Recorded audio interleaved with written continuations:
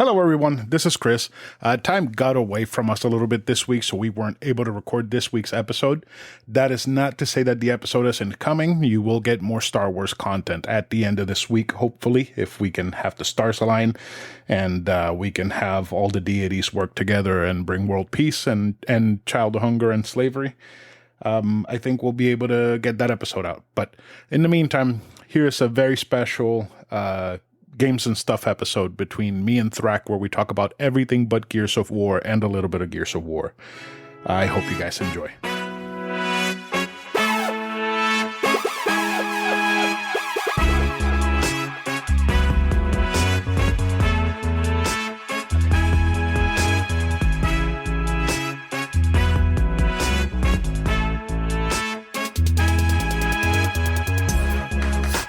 Hello, welcome to anovelconsole. This is a special episode where a buddy of mine and I are going to talk about a game. I want to force Karen to do this eventually with books, but apparently she doesn't have any friends. But we're going to go ahead and do this with Thrak. What's going on, buddy?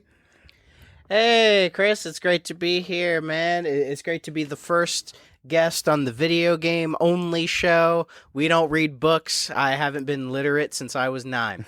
So we are here talking game. Okay, what RPG we talking today? We going to be talking Dragon Quest IV? Are we going to be talking Shining Tears? Maybe Atrarian Odyssey 3? Because I have some things to say about that. What game we talking today?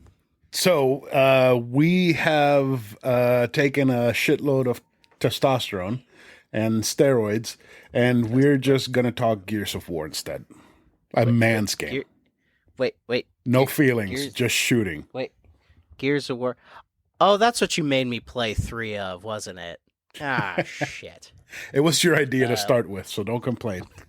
No, don't spread these misinformation lies, okay? Thrak is a fake RPG gamer. He likes stop it. He likes to shoot manly men. What was that? The fucking Machinima YouTube poop video. We are manly men. wait. Fuck, I forgot the song. The manliest men. Do the helicopter. The helicopter. When in doubt, whip it out. When in doubt, whip it out. that is you're pulling that out, man. That is very old. It is. But yes. Man, every time I see it, I have to share it. It's just so great. It is good. But yes, we did play the Gears of War trilogy, i.e. the first 3. We co-opted them, which I feel like is the way to go for Gears of War. I have beaten the first 2 single player many years ago. So getting that co-op experience was definitely worth it. Yeah, I don't think I ever had either an extra Xbox controller or a friend that would care enough to actually go through Gears of War. Because I did play 1, 2, and 3 back when they came out like 10 years ago. Mm-hmm. That sounds about right. Yeah. I played them, I think, because I remember I got my 360 basically in 2005, 2006-ish. Mm-hmm. It was probably the only console I was there at the start.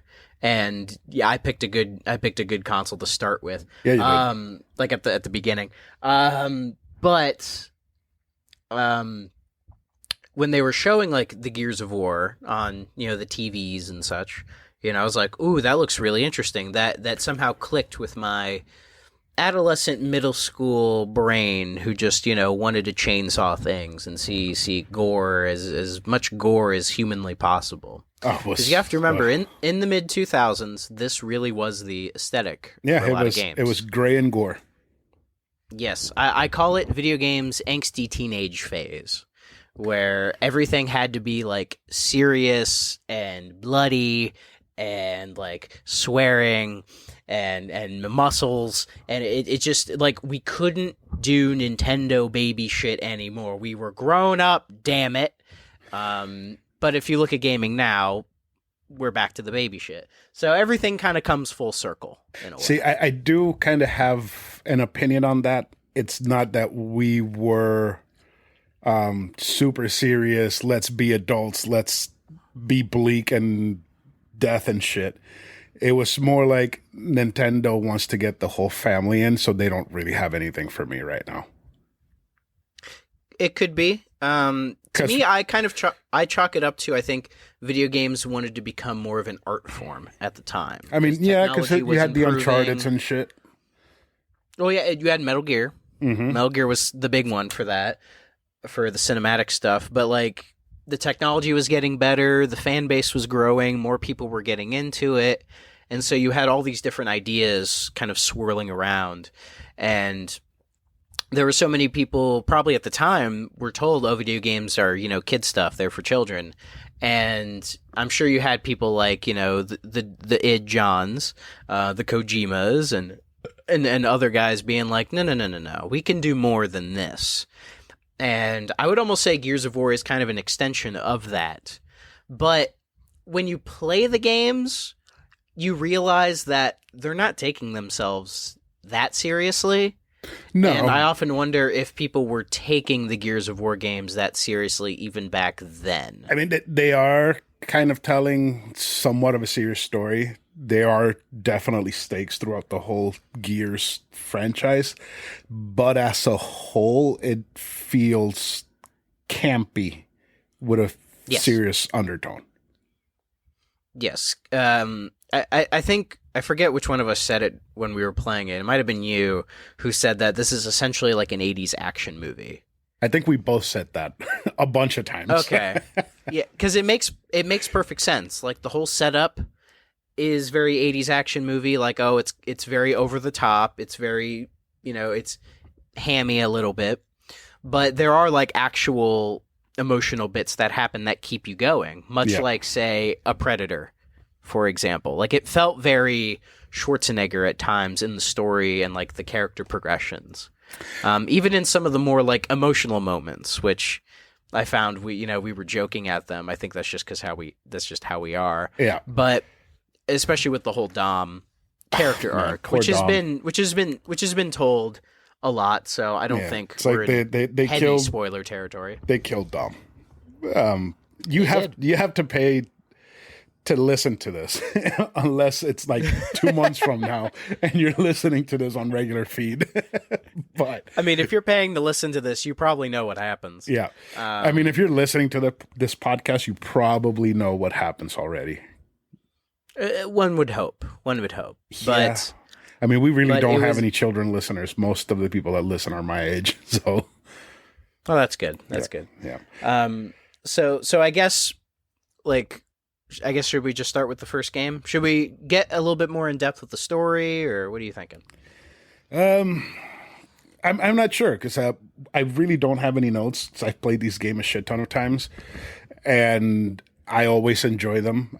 Be it the remaster of the original Gears or the Xbox Series S versions of the 360 games of 2 and 3. Like, yes. I can pretty much just give opinions on the whole thing. I don't have a structure, so maybe just talk in general about the whole thing, unless you have specific stuff that you want to bring up and talk about. I mean, the only thing I can really bring up off the top of my head is the success of these games caused it to become one of the prominent franchises for the Xbox brand. Yeah, I mean, what do they have? There's that Halo, Halo, Gears, and Forza. Exactly. That's the big three, right? And it's so weird to me to think about like Gears of War as like a big like Xbox franchise. Like Halo makes perfect sense. But everything else like beyond that, I always find a hard time because I think it's because Microsoft never really they never took first party exclusives that seriously as say the other two did. How old? Oh, we need them. How old were you when these games came out? Let's see. When Gears of War, the first one came out, it was 2006. I was 12. That's probably why you don't remember a lot of fanfare. Probably not. And honestly, growing up in Puerto Rico, there wasn't a lot of fanfare. But the people that were fans of these games and wanted these games, they made a whole fucking scene about it. Like during, I think it was for the Gears of War 3 midnight, The old website that I was with, we hosted the midnight event at the local game store, and it was fucking packed. There were people out the ass lined outside waiting for their copy of Gears. And personally, I bought an Xbox 360, an arcade version. I played Gears. Eventually, I got a PS3, got rid of the Xbox. Gears 2 gets announced. I buy another fucking Xbox, play the shit out of it, get rid of the Xbox. Gears 3 gets announced, and I do the same shit all over again.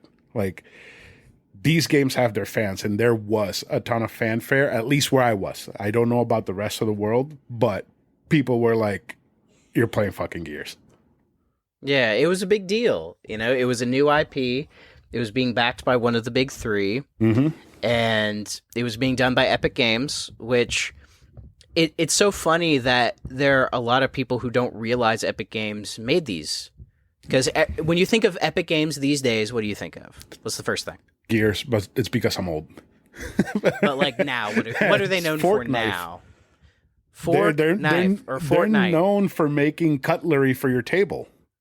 Yeah, exactly. Yeah, I think that's probably the biggest game in the world. Yeah, fork knife. I work with somebody who plays a lot of Fortnite, and I told him I was playing through the Gears games, and I was like, "Oh, they were also made by Epic, the same people who made Fortnite."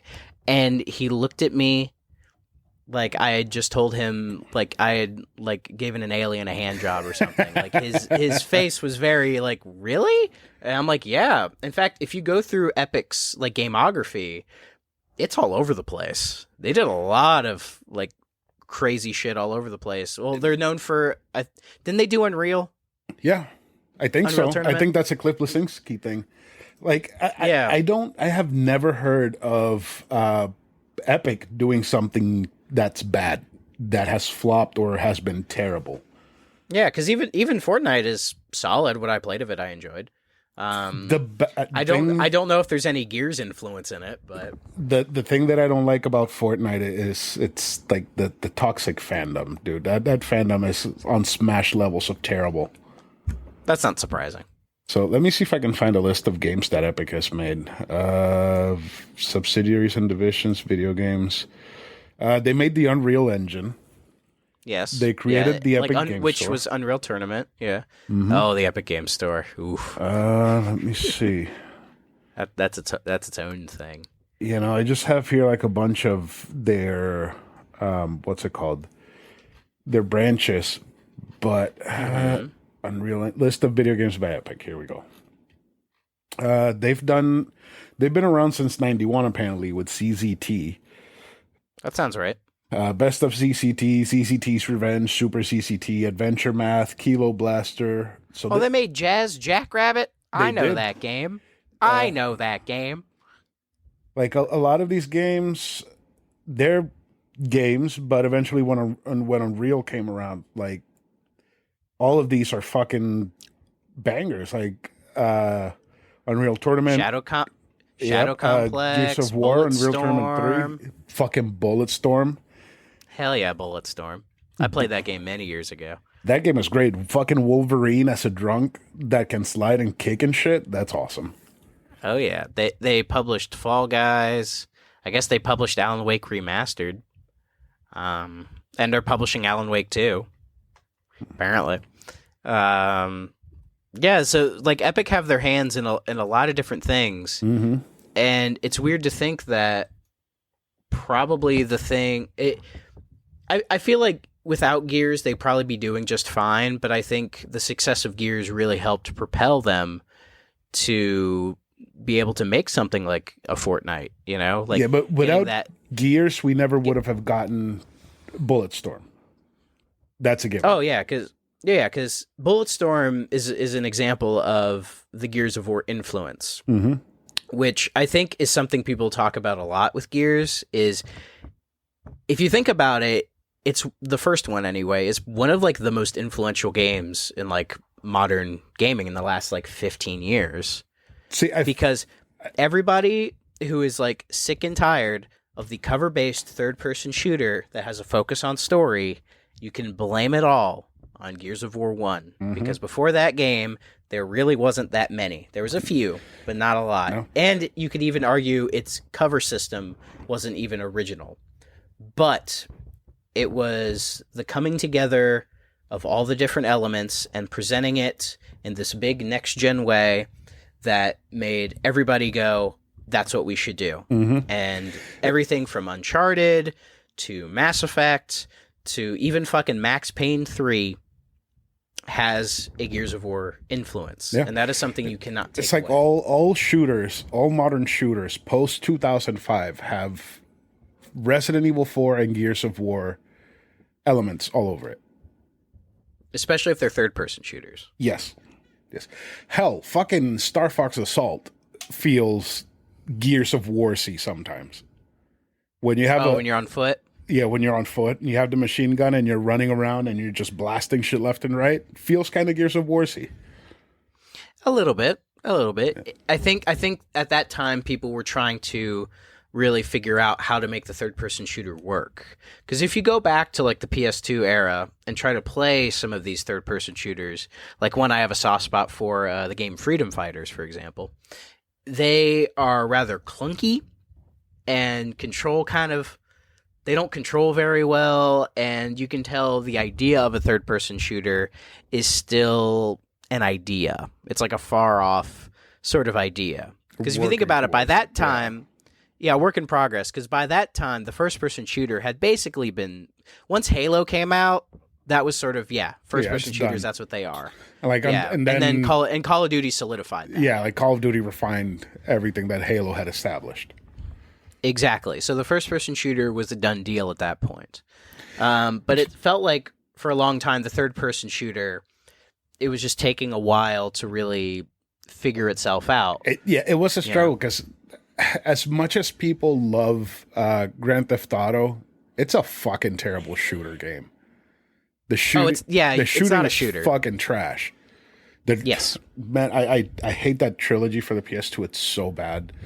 But it did so many good things for the gaming environment and for the open world genre and sandboxes and shit. But it's really fucking bad shooting. Yeah. I mean, the influence of GTA, I think we could make a whole nother episode about that. I don't want to. That's fair. That's perfectly fair. It's just there's a lot to talk about with that era, because I was very into the GTAs at the time. To be honest, True Crime says better than GTA. Not sure if I can agree with that. So... You have to, I'm the host. See, I liked the first Saints Row more than the PS2 GTAs. Yeah, I can agree I can agree with that. Yeah, but my favorite GTA is 4. So what do I know? Oh man, why? Because it's fun, and I love Nico. Why are you squeezing your forehead when you say it's fun? It's like you regret saying that it's fun. No, I don't regret saying that at all. I love Nico. He's my favorite protagonist. And there is something about that Liberty City that just feels so like lived in a way that none of the PS2 ones or even GTA 5 really matched. There was just something about 4 that really spoke to me. I mean, maybe it was 2008 and that was like the new GTA, and I was very into the hype at the time. Yep. And I got sucked into it, and in fact, I have it over there on my shelf. And whenever I pop it in and mess around with it, I have fun with it. Maybe it's because it wasn't milked to death like GTA 5, so it feels a little bit more special. I don't know. It might. But I've always liked GTA 4. And it has probably some of the best DLC any game has ever had. I mean, I'm not a fan, so I'm not going to say no, but I can see that. I did play a lot of GTA 4. I hate it every second. But I can see people loving it, because I remember being in high school and people like talking about it nonstop. It was like, it's just another fucking GTA game. I don't get it. But it was the first one on the next gen, so it was a big deal. It's true that it was. And I remember people being really upset at the time when it was coming out on PS3 and 360 simultaneously. Because originally it was all the PS2 trilogy, it was PlayStation 2 first, and then Xbox and PC came a year later. Right. So when they came out at the same time, all the Sony ponies, which were still a thing back then, were so upset. You know, they were so upset. But I played it on 360. Yeah, no. Oh, they're fine. They're doing just. They got over it. So if not, yeah, they need some sort of therapy or something. In fact, weirdly enough, I remember hearing some Sony people complain about Gears of War being 360 only at the time. I'm gonna be honest. I was one of them because all of my friends were PlayStation. I was on PlayStation 2, and I was like, I wish I could play Gears with my friends. Yeah, if they would have ported it over, which I think they did eventually start porting one over. And it was like 60% done, but they couldn't get it to run smoothly, so they canceled it. And if I remember correctly, that's Gears of War 3. I think so. Yes. I think because if I remember correctly, at that time, Gears was a 50-50 IP between Epic and Microsoft. Really? And then after, I believe so. I could be wrong on this. After, I'm sure somebody will correct me, but after the third game, Epic wanted to move on. They were done. But Microsoft still wanted to keep making them. So I think they bought Epic out so they could own the IP outright, and then that's when they established what's the studio that makes Gears games? The Coalition. They established the Coalition with some of the dudes from Epic who made them, and then that's what they've been doing now, essentially. That sounds right in my head. I could be wrong. No, that does sound about right. Yeah, because I think it's kind of similar to the Halo Bungie thing as well. Because Cliff did close out the story in 3 perfectly. Like he tied all of the knots. Yeah, like what's really good about the trilogy 1 through 3, as you said, it tells a complete arc. Mm-hmm. Like you could stop here, not play any of the others, and you'd probably be just fine. Because it's really the storytelling, I just think in this trilogy is done really, really well. Because I remember when I replayed Gears of War 1. Well, when I played it at the time, I loved it. But when I replayed it, my thought was it's a little underwhelming as its own game. Because if you take the story as just like a singular experience, it just feels kind of run-of-the-mill. You know, there's nothing too exciting about it. Mm-hmm. But when you treat it as the first part of a trilogy, it makes so much more sense. Because it feels like Gears 2 is the logical next step, and Gears 2 is such a, in my opinion, an improvement over everything from Gears of War 1. Like, story-wise, control-wise, everything just felt better, in my opinion. And then when we were playing Gears 3, I was surprised at how well Gears 3 felt. And looked. Like, to me, it didn't feel like... And looked, yeah. It didn't really feel like a game from 2010. You know? It felt more current than that, really. Which maybe just goes to show how well they've refined the formula, or just how good the dev team was working on the game. Let me see. Gears... You know, like, it was... Gears 3 was September 20th in 2011. Oh, it's 2011. Okay. Yeah, so what's that? 12 years ago? Yes. In September? And it still looks and plays great. Oh, yeah. Like, it's amazing to me how some late-era 360 games look really good, even by today's standards. Yeah. I'll get off topic again. But when I was getting a bunch of my 360 collection, one of the games I got was the first Castlevania Lords of Shadow. Oh, that and when game I popped that game is so good. When I popped it in my 360, I was surprised at how good it looked. I'm like, this is a 360 game? Mm-hmm. Like, this looks like a mid-late gen Xbox One title. Like, it was really nice. It was it's kind of a... I feel like that was Kojima. That was one of Kojima's things being Kojima's. Like, it has to look good. I want to be 90 and for it to look good. Yeah, because is it Fox? No, Fox Engine wasn't a thing yet. No, that was like a joint game where they threw Kojima in, and he was like supervisor or something, just so that they could put his name on the box. But like he really didn't do anything. He might have just said, "Oh, I want the graphics to look good," and that's it. In fact, do you know the dev team for Lords of Shadow? Isn't it that Spanish studio? Mm-hmm. I don't remember the name, but yes. Yes, Mercury Steam. That one, yes. The ones that did the Metroid remake. Metroid Dread. And Dread.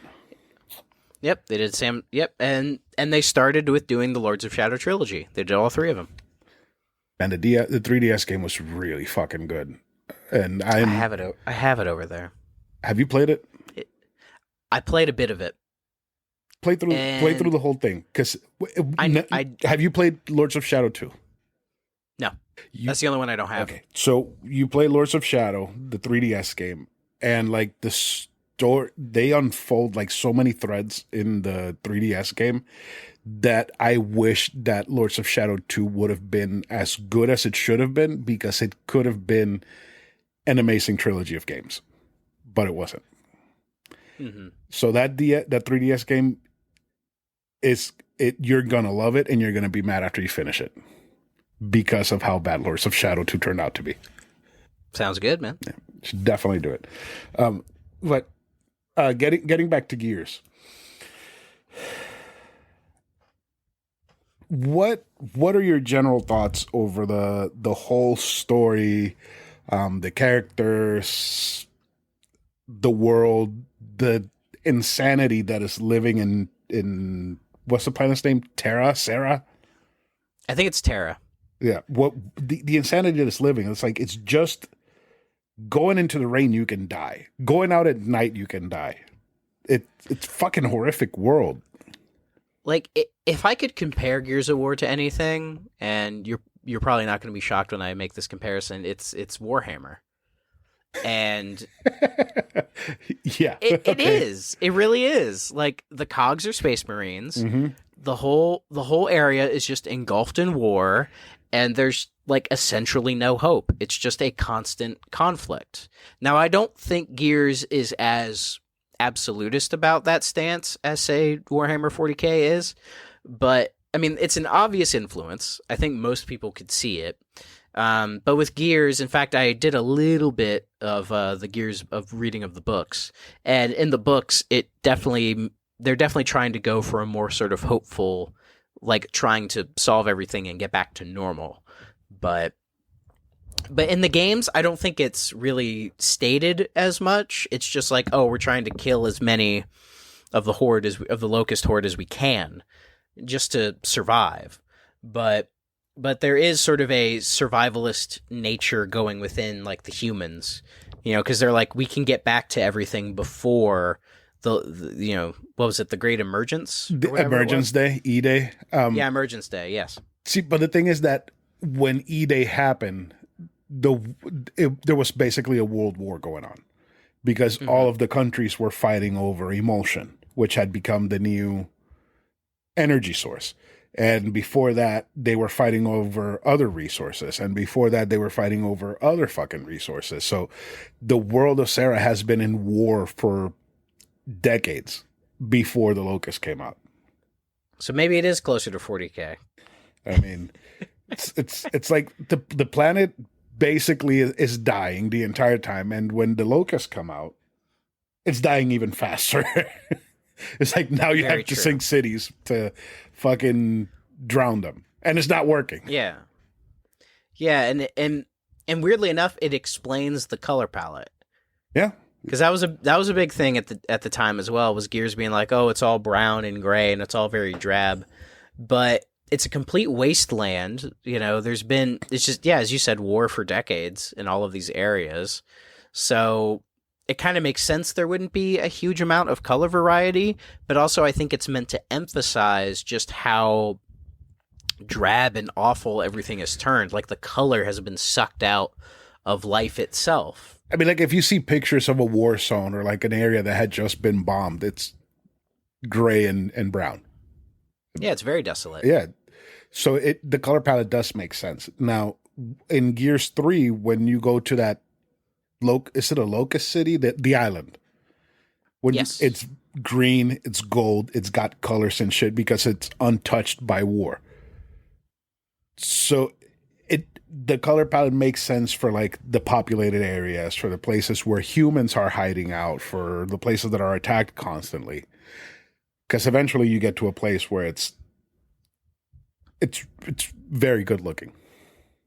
Yeah, yeah, and to give Epic credit, they did as best as they could with like the level design throughout the trilogy and trying to make as much interesting scenery and areas as they could, because there's so many times you go underground and fight the locusts there. There's so many times you're in these varied buildings, or that time where it's I think it's you're underground, but there's like all the yellow like lava sort of flowing around you. There's a lot of industry. Even in this war, yeah, there's a lot of machinery and these giant, like Gothic sort of statues and this big architecture and everything. And it's kind of like Warhammer 40K, where it just has a lot of that sort of similar aesthetic to it. But yeah, but even with all of that, I think the story of the first three games, I think, is told really well for what it is. It's not overdoing it. It's not being pretentious. It's not trying to be something that it's not. Like, it recognizes that this is a war story that, you know, has a campy silliness to it, but the character interactions and certain character arcs are taken much more seriously than others, especially Dom, as has been mentioned. You know, the first time you see him, he's rescuing Marcus from jail, you know, basically like, hey, we need your help with all this locust shit going on, and he keeps going on about wanting to save his wife.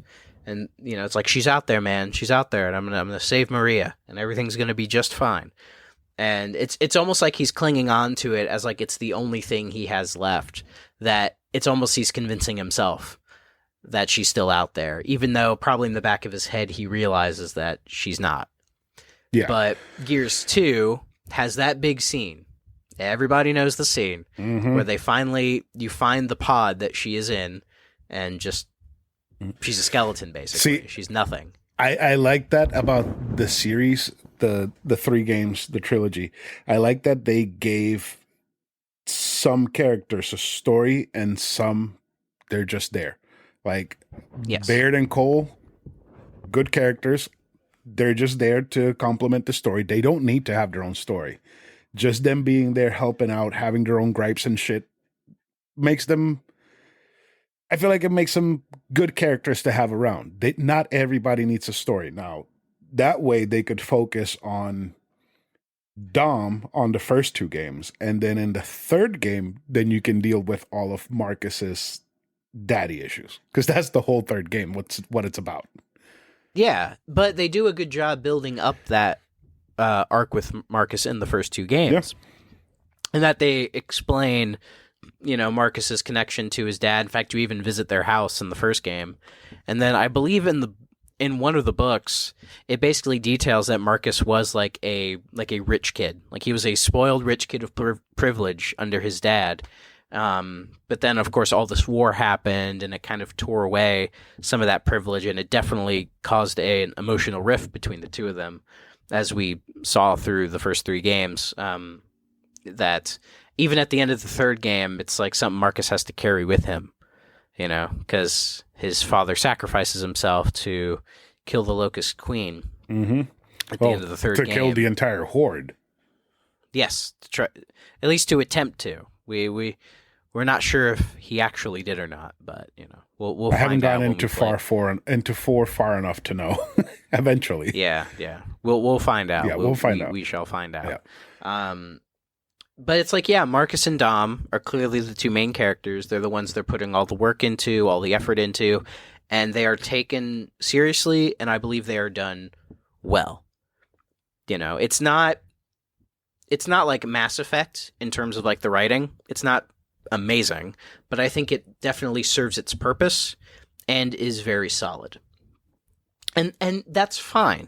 You know, I think sometimes, especially with AAA games, people may expect too much from the writing of it, and that it has to be this, you know, big thing. You know, it has to have like all these different characters and all this really clever writing, and it doesn't really need to. Like, No, I mean, the story serves the game.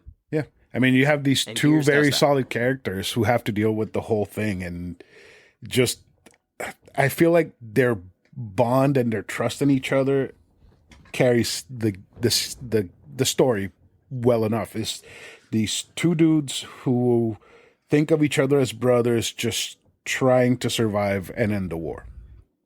Yes, and their respect, and I would even say love for each other shows.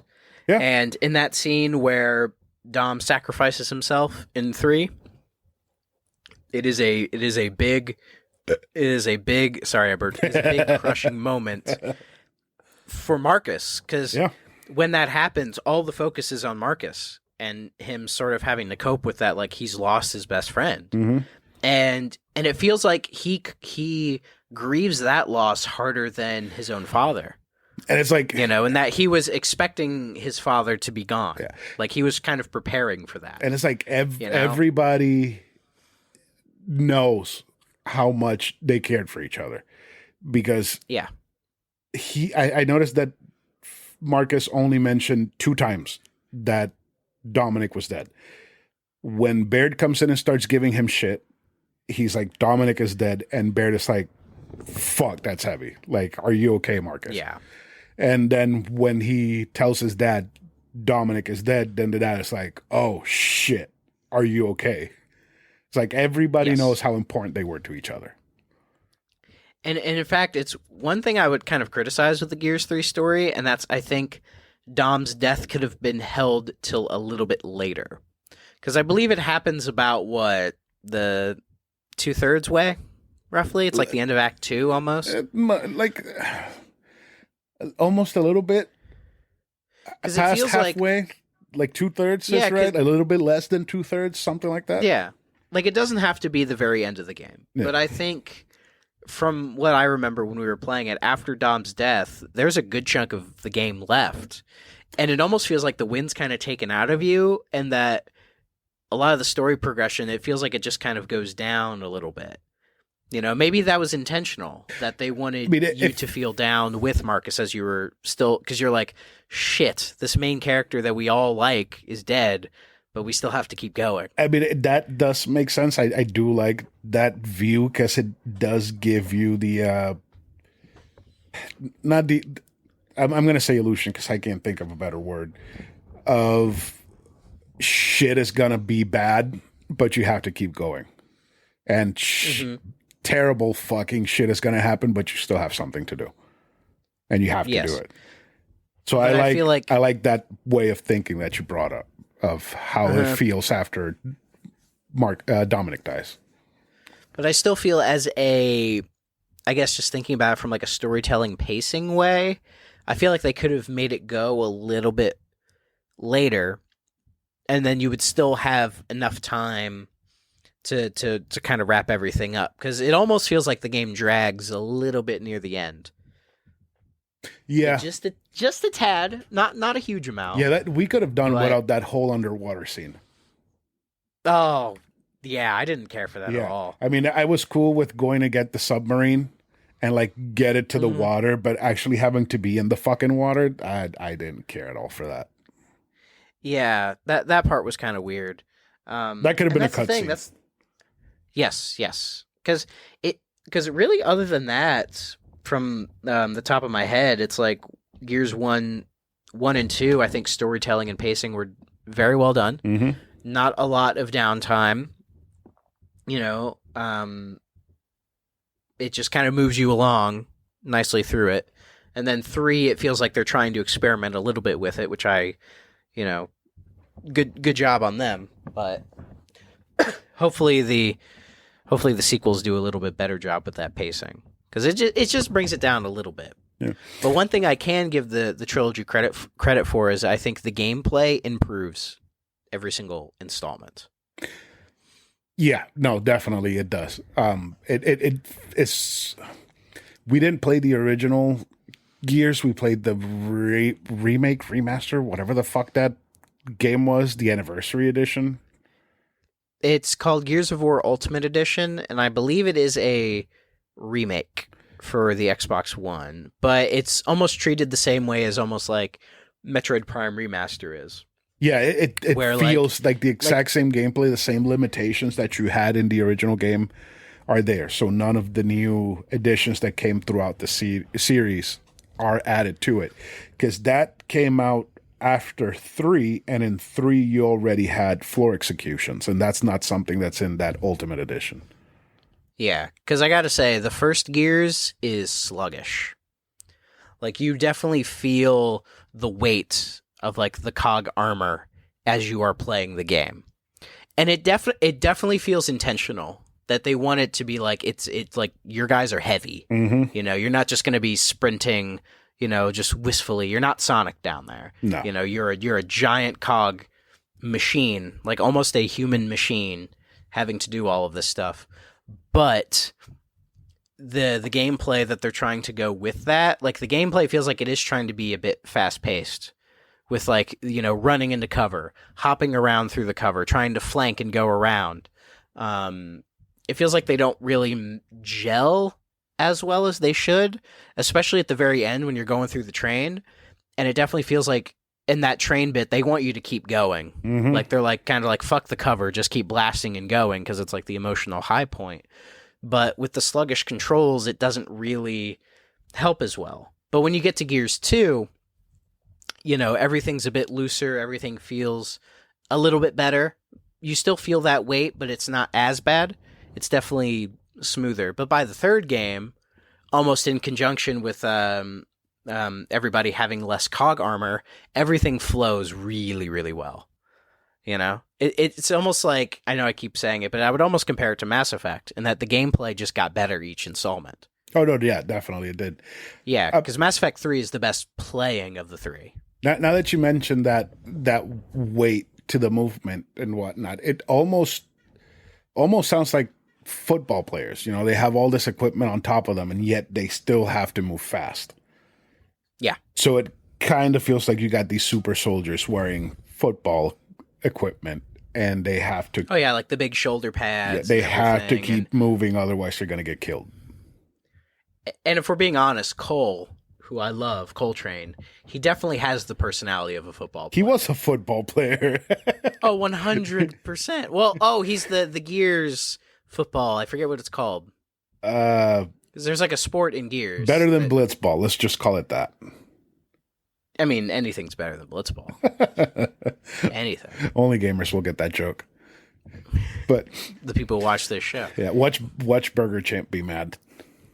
Oh yeah, he likes Blitzball, doesn't he? Yeah, he does. Yeah, I can't agree with that. Anyway, we'll hear about it. Don't worry. Hi, Burger. Yeah, he'll get mad at us. He always does. I gotta be honest, dude. Playing this game alone is great, but playing it with somebody else and just going through the entire campaign and having the exact same goal is just above and beyond. Like, that just pushes the game to a whole nother level. Oh yeah, like Gears, you can tell it was made with co-op campaign in mind. Mm-hmm. I mean, having two strong protagonists, you know, together is like their relationship and everything. And it's definitely trying to emphasize the whole like teamwork aspect of it. It definitely feels like that was their goal, you know, and then throw in Xbox Live, which was the grand staple of online console gaming at the time. You know, everything just kind of came together. But speaking of Xbox Live, did you ever play Gears multiplayer? Yes, I did. I actually played a lot of 2, but I played more of 3. I remember getting to like level 30 in 3, and it was a lot of fun. Man, it's still going. Like, people still play Gears 3 online. Oh, I didn't know the servers are still up. We should have played a round or two. We should have. We could still do it, but you know. Yeah, we would get destroyed. Yeah, we would. I have this friend, and anytime she streams, it's just Gears 3 online, and she is a fucking savage. Like, she fucking mows people down left and right. It's like, you can tell she's been playing this game for 11 years. See, I respect people who have that dedication because I do not. No. No. You know, once I beat a game, I'm usually on to the next thing. Yep. That's how I was with fucking three hopes. I was ready for it to end. It's a fun game, but it had to end at some point. Well, I'm glad you enjoyed it. I am. I did. I really did. Just that last one, I should have taken a break before I tackled that third house. That's fair. I still don't know if I'm ever going to tackle a Muso game. I'm trying to find the one to do. It's the Zelda one, the original Hyrule Warriors. It's that one, definitely. That's the one that you should try. See, I keep hearing that the guy who is like who oversees the Muso games at Koei Tecmo, somebody once asked him, they were like, if you could, like, what Muso game would you make for, like, what series would you like to do? And he said that he wants to do a Mario one. And so I'm kind of, I'm holding out. That would be for fucking crazy. Like Mushroom Warriors, Mushroom Kingdom Warriors. Mushroom Kingdom Warriors, yes. I will buy that, and I will put 300 hours into it, or however long it takes to do everything, because that sounds beautiful to me. Like, imagine Mario throwing a giant fireball, and he just destroys like 50 Goombas in one explosion. Like, that's perfect right there. That's beautiful, and I would really enjoy that. I have two that I would absolutely love. The first one is Star Wars Warriors. I'm surprised they haven't done that. Like, right? Like, have... That seems obvious. Exactly. Like, have all of the entire movies, all of the TV shows and everything, just have, like, the characters, like, have the fucking Rey fighting fucking Qui-Gon or Darth Maul, just, like, mowing down legions and legions of troopers or clones or fucking robots or whatever. And the other one... Imagine... Imagine doing the in episode 2 when they have like the giant droid fight in the Geonosis Coliseum. Imagine exactly. That. Okay, that's perfect. So I don't know if you know Berserk. I know Berserk. So you know the part in Berserk where Guts kills 100 people? Yes. They did that in the Muso game, but instead of 100 people, it was 1,000 people. So you're just as Guts killing 1,000 people, and it is fucking crazy. Which Muso game can you play as Guts? It's Berserk, Band of the Golden Eagle or something like that. I have it digital. I need to get a physical copy, but I think the price on that shit went up because the creator died. That's not the Dreamcast one, I think. No. It's PS4 and Xbox, I think. Oh, okay. Yeah. It's a modern one. Gotcha. So the other Muso game that I would make is X-Men Warriors. Not even Marvel, just X-Men. No, that makes sense. I would love I would fucking love that game. Like Gambit, like throwing cards and like using the staff or Jubilee with her fucking fireworks. I would love it. And even though Carradin's not here, a Lord of the Rings Muso would be pretty good too. There kind of was one. Which one was that? Was it War in the North? It was like the last one that came out for Xbox 360 and PS3. Remember? Yeah. I remember War in the North. Yeah, where you could play as either the good guys or the bad guys. I didn't know that was a Muso game. It's kind of a Muso, but it's not really a Muso. Okay. Yeah. So. But yeah, I know that one. Yeah, but like an official it, Muso Lord of the Rings, that would be great. Yeah. Like, just call it the War of the Ring. Bada boom, you're done. The Ring Warriors of the Ring. There you go. Yeah, something like that. It'll work. That sounds beautiful to me. Yeah. Do you think they could do a Gears of War Muso game? Probably not. I would love it. it would be fun, but it would be one that's like, how do you make this work? How the fuck did they make Three Houses work? I mean, you played it. How did they make Persona work? You just do it, I guess. Exactly. Just give me General Rom and just throw me at a bunch of cogs. I'll have my fucking birdfish eat them all. That sounds good. Maybe that's what Coalition should work on next. Yeah. Don't do a Gears 6. Let's do Gears Warriors. Yeah, don't do Gears Tactics 2. Just do Gears Warriors. Those Tactics is fun. I liked it. Yeah. But yeah, no. Anything else you want to say about Gears?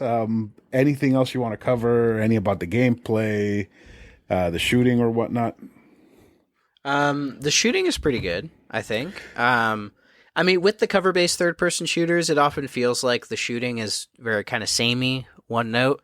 But I think for Gears, it handles it really well. Everything makes sense. I've always been a fan of the active reload system. I find it strange other games haven't attempted that more, but I've always really enjoyed that because it does add like just the tiniest. It's almost like a micro game. It has just a little micro game in there, but it doesn't take away from the balance of the combat, because the combat sections are almost always paced really, really well. Mm-hmm. Like, despite it being like a cover-based third-person shooter, it doesn't really benefit you to stay in cover the entire time. Like, the game definitely encourages you to move around and, like, hop out of cover and try to flank enemies, because enemies will try to flank you. And there's a lot of times they'll throw at you, like, these giant enemies that you can't even really cover and hide from, so you just kind of have to figure it out. There's a surprising amount of variety in the Gears gameplay, which I think was done really well overall. Yeah, the shooting is really good. I love the executions. I mean, the chainsaw lancer, the new lightsaber, iconic. It's the new lightsaber. It's iconic, you know. and there is something that still fills me with joy whenever I rev that chainsaw and I just cut a locust like right in half. Mm-hmm. It still feels good after all these years. Like, so they knew what they were doing. I even though I hate most of the weapons except for the lancer and the long shot, they all have their own feeling and they all are usable, except for the handguns. The handguns fucking suck. But yeah, the handguns are terrible. But it's like, yeah, if you want to be a sniper, if you want to be a shotgunner, even if you want to use the hammer burst, like, it's effective and it does what it's supposed to do. Mm-hmm. And I like how the games try to add more weapons later on. Like, you get flamethrowers, you get the giant rocket launchers, you get the classic lancer.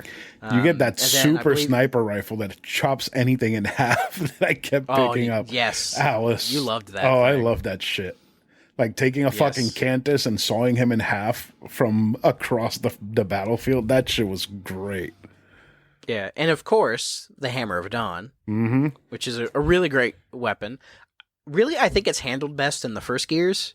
I think Gears 2 and 3 don't really handle the Hammer of Dawn well overall. I mean, it's not... In 2, it's only really there at the end where you have to blow up that lambent Brumak. Yeah, the giant Brumak! And in 3, when you have to fight those... What was it, like 2 lambent berserkers? Yeah, and at the very end, when you're fighting the Locust Queen. Right. Because you have to charge it up to use it, which I think is a really cool way of using it. But I really like how it's used in the first game a lot more, especially the scene where you're fighting that blind locust and you have to like drag her out of the building into the open and then use the Hammer of Dawn to knock her out because it's the only thing that'll kill her. Right. Like, it adds weirdly a horror element that Gears doesn't use all that much. Like, they definitely could add more, like, horror elements to the series. They could, but then you would kind of miss the point of the cog. Because the fucking locust and the lambent are the boogeyman. But you have the cog, which are just as big, just as strong.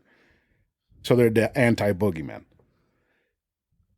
Yeah, and I'm not saying you have to make the whole thing like a survival horror game. Yeah. But like you could have more moments in the series where it's like, oh, like your weapons are gone, you are unarmed. Yeah. You have this like, and you have like a Brumak that's chasing you and you're unarmed. Like, how the fuck do I get out of this kind of thing? You know, you could definitely do that. Could be done, yeah. That here and there, here and there. I mean, I feel like Gears 1 handles it really well. I feel like in 1, 2, and 3, and maybe Judgment to an extent because we haven't played Judgment. I feel like there it wouldn't work, but in 4 and 5 it could because these people are not soldiers. They're regular people that just happen to have ties to old coalition soldiers. Okay. I haven't delved much into the games beyond 3, so I see. But I mean, hey, if they take Marcus's guns away and I have a fucking berserker chasing me, I am hauling ass. oh yeah. I mean, it would be fun to watch him like take a normal locust and just punch him to death. That would be 'Cause I'm great. sure Like, that's exactly what he would do. like if the ending of 3 would have been like the ending of Metal Gear Solid 4, where it's just the Queen and Marcus just punching the shit out of each other on top of a giant dead locust, that would have been great. That's a 10 out of 10 right there. Yeah, it is, and they're both shirtless, just like. And for some reason, they're super old, and the Queen is an old man instead of an old woman. Exactly. But speaking of ratings, what would you rate the Gears trilogy out of 10? So let me actually look for the scores, because I know that I just have the 3 score for this year. Let me see. Gears 3, I gave it an 8.5 out of 10. Okay. Last year, I gave Gears 2 8.5 out of 10, and the Gears Ultimate Edition 8 out of 10. So that's what, an 8 out of 10? Overall? Yeah. Yeah, I would probably do about the same. Like, I'd probably give Gears 1 a 7.5, Gears 2 probably an 8, and then Gears 3 maybe like an 8.5. So I think it would balance out to an 8 out of 10. Yeah, it was just a really solid trilogy of games that just made me go, Gears is probably my favorite Xbox franchise. I do need to give Halo another try, to be fair. I have the Master Chief. I have the Master Chief Collection. I should just try. I mean, when you do, let me know. We'll go through them, because I play Halo, and when the Flood shows up, I'm done. Every single game, it's like that. Play Halo up until the Flood. I'm done after the Flood, because, oh man, the Flood sucks balls. They're fucking terrible. Fair enough. And then I've played some Forza, and I've liked the Forza I've played, but it's definitely, I need to do more of that to really gather an opinion on it, and I do need to give Fable another try. Oof, Fable is good. Because, might be a hot take, I do not like Fable 1 at all. That's the best one. I honestly despise it, but it could be my fault because I was playing the 360 Anniversary Edition on my Xbox One, and I'm told that's not really a good way to play it. It's better to try it on a Series X, because they fix some of the hardware issues that it had on the One for some reason. But from what I remember, I didn't like the menu system. Like, the menu system wasn't very good, and I wasn't a huge fan of the combat in One. It felt old to me. It did. It did. But when I played it, it did feel old. Now, you know what would be a good game that you might enjoy, and so far I think it's it's because it's on mobile too. Jade Empire. I do need to give Jade Empire a try. That one is very good. I've been meaning to hunt that one down, and I know it's BioWare, so it might be good because it's BioWare, and I still have good feelings about them even after Mass Effect 3. I don't get the Mass Effect 3 hate. I can comment on it because I think this is our first time chatting since I've done Mass Effect 3, or at least for the listeners. Yes. Right. Yes. So if anyone was curious, the Mass Effect 3 ending was okay. It was fine. It wasn't great. It wasn't.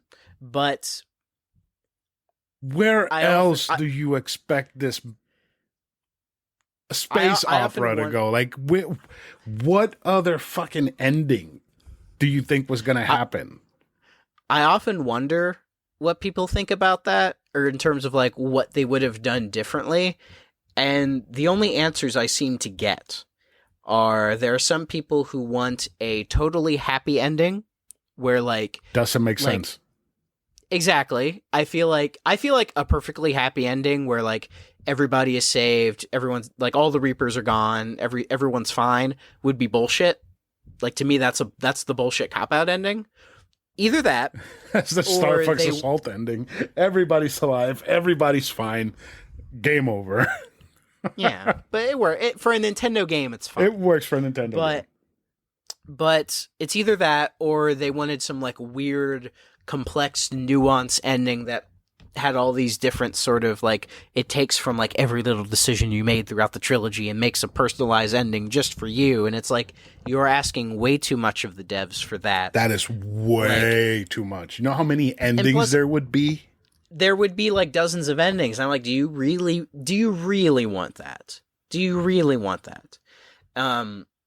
So those are the only answers I seem to get for the Mass Effect 3 ending.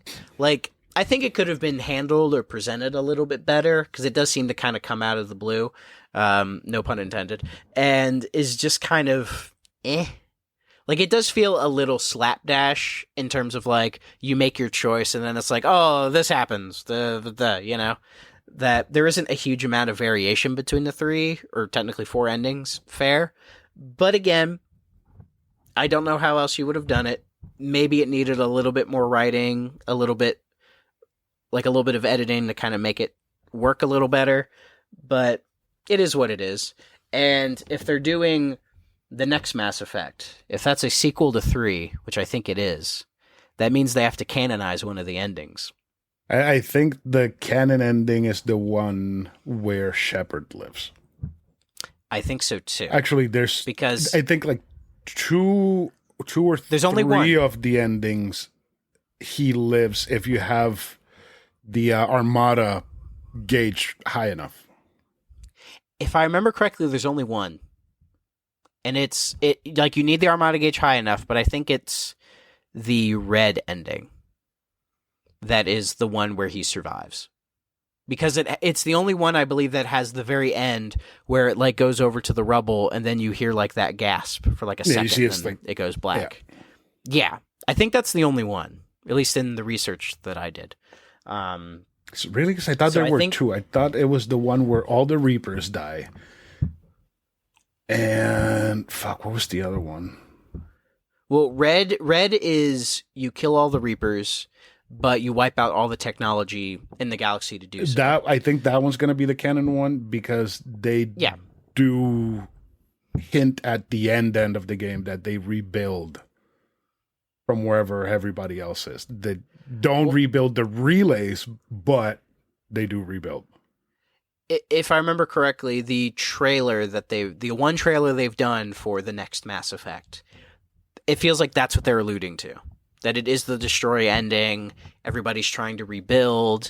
There could be a whole storyline where it's like, oh, we're hearing rumors throughout the galaxy of a Shepard-like figure, around. And it could be, your gang trying to find you while at the same time trying to rebuild. And in the process of rebuilding, like these different factions start to appear and there could be some like, inner conflict and war going on and people saying, was destroying the Reapers really worth it? Blah, blah, blah, blah. Like there's a lot they could do with it. We're not here to theorize. I can't wait to see what happens with that. I need to replay these fucking games, dude. Take your time, BioWare. I'm in no hurry. I need to quit my job and play all of these games that I have on the backlog because there are Go Renegade. Go Renegade. Do it. I should. Every time I play Mass Effect, I go Paragon. Renegade's like if you want to speed run the games, you renegade them. You renegade, yeah. Because a lot of times it's just you're in the middle of a conversation and Shepard will renegade, be like, "Shut up, let's go." Yeah, and just like you cut the story off. And like a lot of the missions are like, "Oh, I need you to do this." Renegade option, no, mission done. Yeah, and I love that. Yeah. So, anything else, Gears, before we end the show, the episode? We didn't talk a huge amount of Gears in this, did we?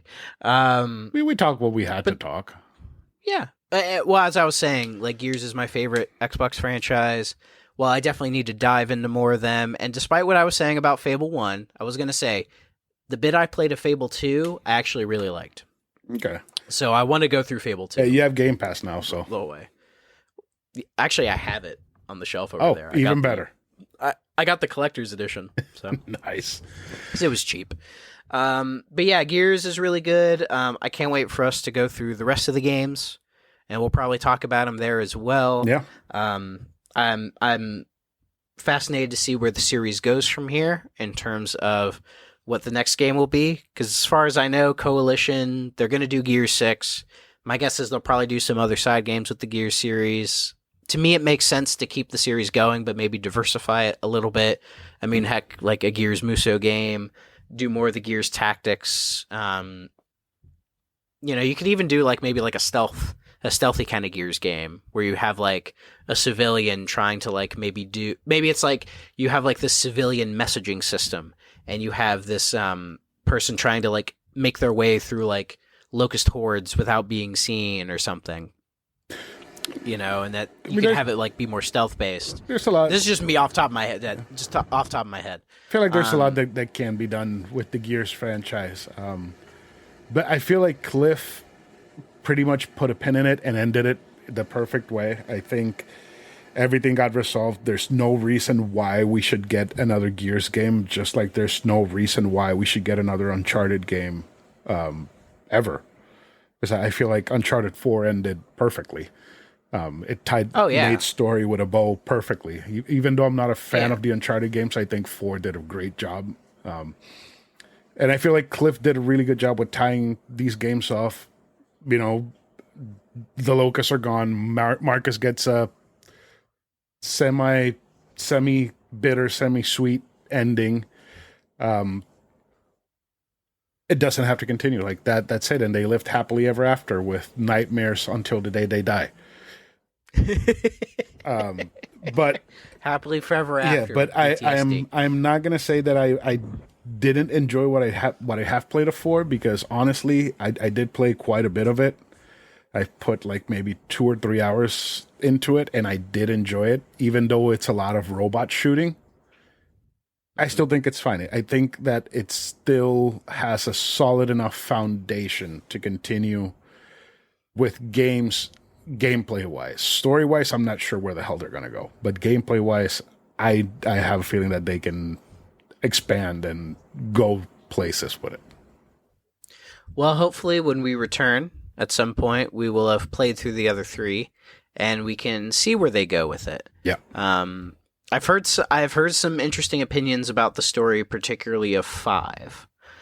But I didn't dive too much into it because I am curious genuinely to what happens and the new characters they introduce and how everything kind of connects and sort of tries to tie itself together. But that will be one day in the future. Yep. Hopefully at some point this year. I don't see why not. Yeah. Though, to be fair, let's see, you want me to beat all the Mega Man Zero games. You want me to do Tales of the Abyss. I say I want to do that, and you're like, I'll do it. You're the one taking on all this responsibility. So I am not telling you, you have to do this right now.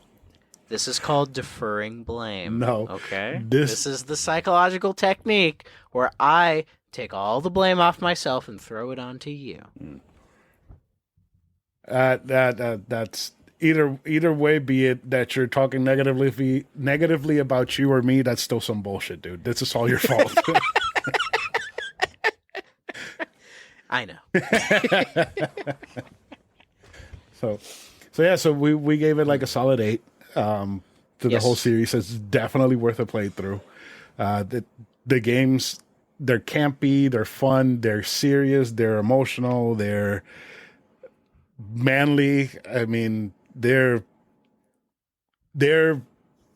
fucking fantastic. They are, and they're enjoyable. Yeah, and honestly, these are art. I'm gonna say that these are art, just like people say that fucking Grease is art or fucking The Last of Us is art. These are art. These are fantastic games.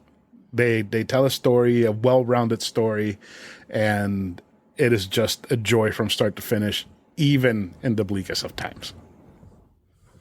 It's funny you mentioned Last of Us. I think every character in this series is better than the characters in Last of Us. Yeah.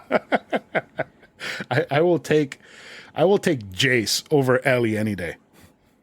Oh hell yes. Absolutely. Man, we hated Jace. And that's the thing. The main thing with the Gears of War games, and I think the main thing with any video game that in some ways has kind of been lost on people, especially in the days of like these big AAA games. Is it any fun? Am I having fun playing this game, doing the things? And with Gears of War, the answer is yes. Yeah. You know, it is artful and it is artistic, but not in a way that's like shoving it down your throat. It's not trying too hard. It's trying just enough because it knows what it wants to be. It knows the story it wants to tell, and it does that. You know, it doesn't leave a lot ambiguous. It's not trying to like have commentary or anything. Like it could if you look hard enough, but I mean, like the whole series is like a commentary on how war is bad. But yeah. It's not shoved down your throat. It's like, my people are dying, and we got to kill them before they kill ours. Yeah, it's not convoluted. It's not confusing. It all just works, and it's fun. Mm-hmm. And you know what? I had fun with these games. I know you had fun with these games. We had many a fun night telling stupid jokes and screaming Brumak. Silly Marcus Phoenix going Brumak Dom, like doing that. You know, it was great. It was great. It was good old fashioned video game fun. Yeah. It was a modern day couch co-op beat 'em up but shooter. Yeah. It perfectly emulates couch co-op online. Yeah. And this is what every game that has any sort of element like this should have. It should be good and fun to play with a friend. Exactly. Yeah. So I guess that's it. We're pretty much done. Otherwise, we're just going to keep talking about other stuff, not Gears. So that's it for this episode. Stay tuned and subscribe to Patreon because more are coming. And if they don't, eventually they will. You want to say goodbye to everyone, Thrak? Goodbye, everybody. Goodbye, everyone.